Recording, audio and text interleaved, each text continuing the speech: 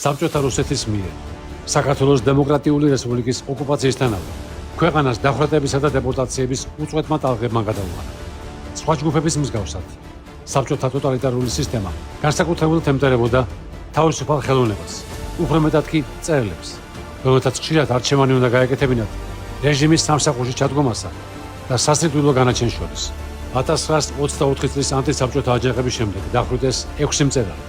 სახალხო პოეტი და პარტიზანი მიხა ხელაშვილი სამწლიანი დევნის შემდეგ 1925 წელს მიიღეს.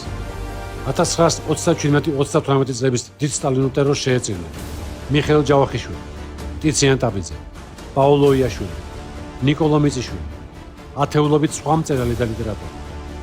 საერთო ჯამში სტალინის შექმნილმა ტოტალიტარულმა რეჟიმმა საქართველოში 70-მდე მწერალი დახვრიტა, 100-ზე მეტი კი გულაგის გზას გაუყენა. 1937 წლის 30 ივლისი სტალინური ტერორის ყველაზე სისხლიანი ტალღის დაწყების თარიღია. ამ დღეს საბჭოთა წარსულის კვლევის ლაბორატორია საბჭოთა რუსული ტოტალიტარიზმის და სტალინური რეპრესიების მსხვერპლთა ხსოვნის დღეს აღნიშნავს.